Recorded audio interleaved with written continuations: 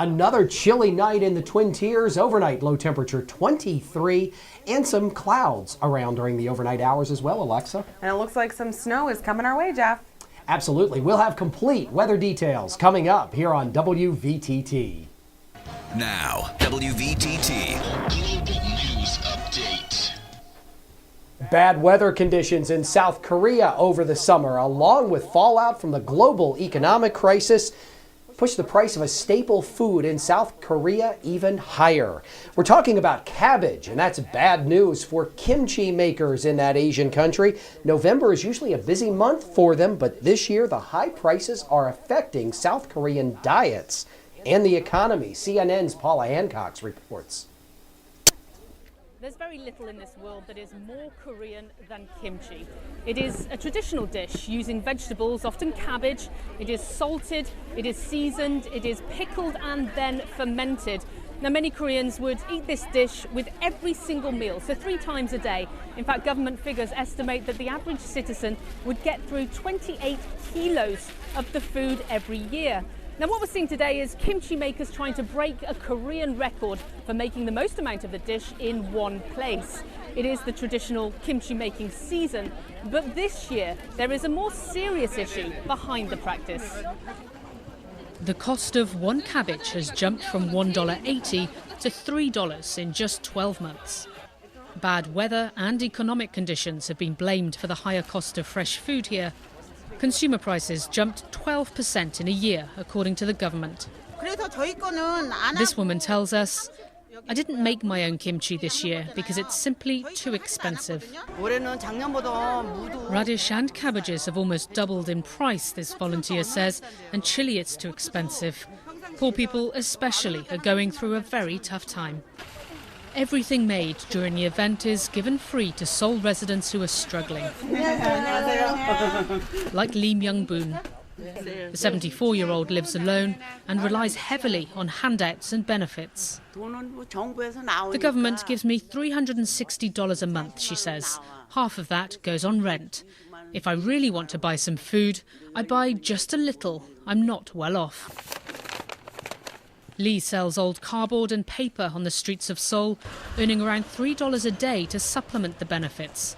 A very physical job for a woman her age, but she's not alone in feeling the pinch of soaring food prices.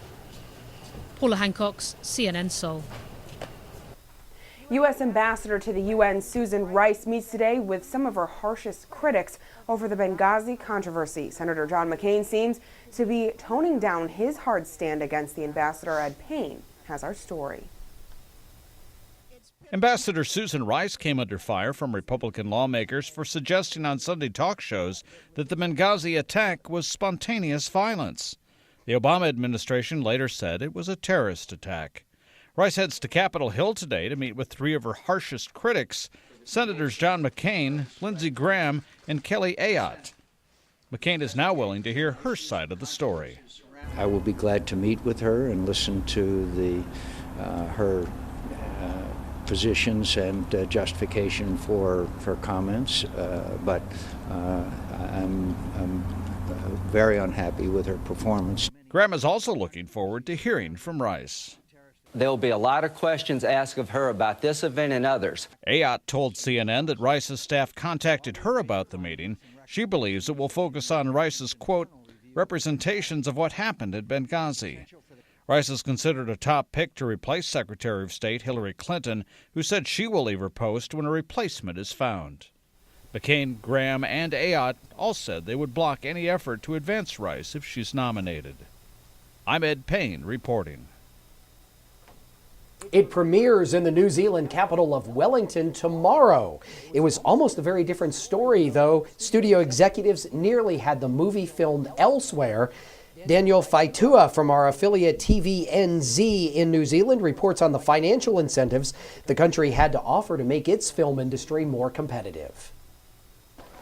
Using the unexpected to their advantage as capital retailers attempt to capitalise on the world premiere of The Hobbit. We always benefit in our store. This is an opportunity to showcase Wellington to the rest of the world. But on Radio New Zealand this morning, Sir Peter Jackson warned the Hobbit movie came very close to not being filmed here, as Warner Brothers sent scouts to locations in the UK.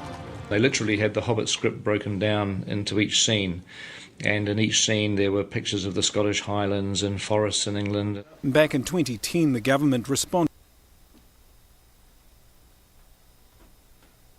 It was another down day on Wall Street. Taking a look at the WVTT big board, the Dow Jones Industrials down nearly 0.25%, down 89 points to fall to 12,878.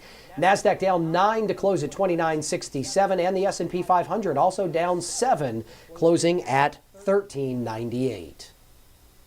Still to come on the 6 o'clock report, WVTT Sports and the WVTT Severe Weather Action Team forecast. Keep it locked here on News Channel 25, WVTT.